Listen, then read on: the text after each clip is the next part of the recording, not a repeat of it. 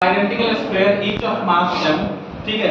तीन identical square है, एक स्क्वायर अपना ये है, दूसरा ये है और तीसरा ये है। ये भी नीट 2020 का क्वेश्चन है, उतना हल्का क्वेश्चन नहीं है, ठीक है। 2020 का क्वेश्चन है, सेंटर ऑफ मास में पूछा हुआ क्वेश्चन है।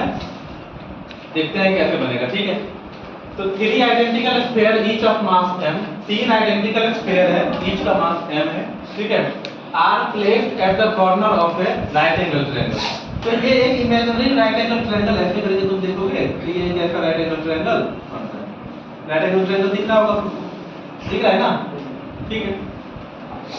Triangle with mutually perpendicular sides equal to 2f, और जितने भी साइड्स हैं जो भी म्यूचुअली परपेंडिकुलर साइड्स, तो एक ही राइट एंगल में ट्रायंगल में एक ही राइट एंगल होता है, 90 डिग्री होता है।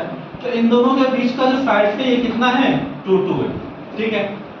Taking the point of the intersection of the two mutually perpendicular sides as the origin and the position vector। अभी पोजीशन वेक्टर वाला फॉर्मूला करवाया था तुम लोगों को कि पोजीशन वेक्टर का फॉर्मूला क्या था कि r c m इक्वल्स में m1 r1 वेक्टर प्लस में m2 r2 वेक्टर प्लस में m3 r3 vector divide by m1 plus में m2 प्लस में m3, ठीक है। ये करवाया हुआ था।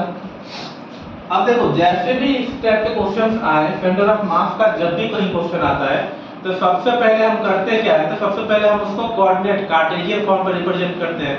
तो कार्टेशियन फॉर्म पर रिप्रेजेंट किया तो उसको तो इसने ओरिजिन खुद बोला, तो इसका हम कुछ नहीं कर सकते। तो ये ओरिजिन कॉमा 0 हो गया। इस पॉइंट का ओरिजिन क्या होगा, 2, 0 होगा, और इस पॉइंट का ओरिजिन क्या होगा, 0, 2 होगा कि नहीं होगा। इसको उसने j बोला है, इसको उसने i बोला हुआ है, ठीक है। अब देखो i और j कहने से मतलब ये है कि इसमें x centre of mass find करेंगे और इसके लिए हम y centre of mass find करेंगे, करेंगे नहीं करेंगे। x सेंटर ऑफ मास का फार्मूला क्या होता है m1 x1 प्लस में m2 x2 प्लस में m3 x3 divided by m1 plus में m2 प्लस में m3। ये x सेंटर ऑफ मास का फार्मूला होता है, और y सेंटर ऑफ मास हम बाद में निकालेंगे, पहले x निकाल लेते हैं, ठीक है। ये देखो 0, 0 तो x1 और y1 क्या आ गया, 0, 0।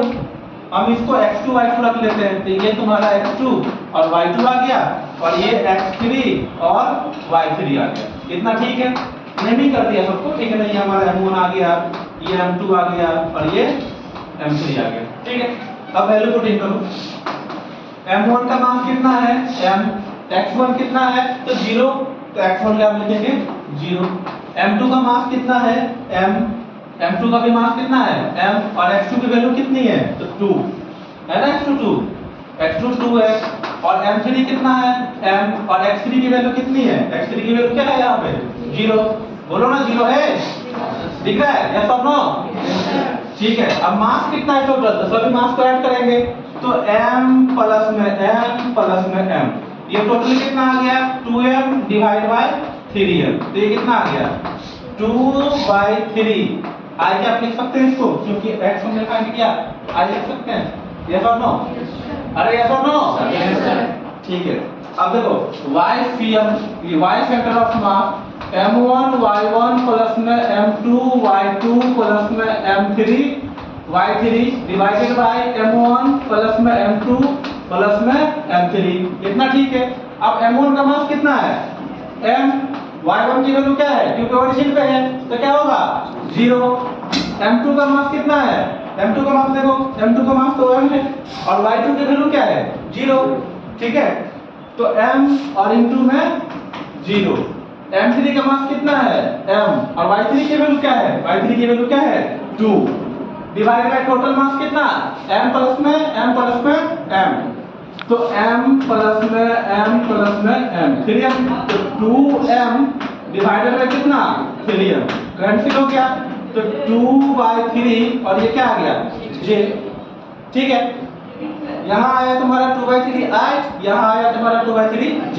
दोनों को अगर हम ऐड कर दें तो क्या आ जाएगा 2/3 i प्लस में 2/3 j।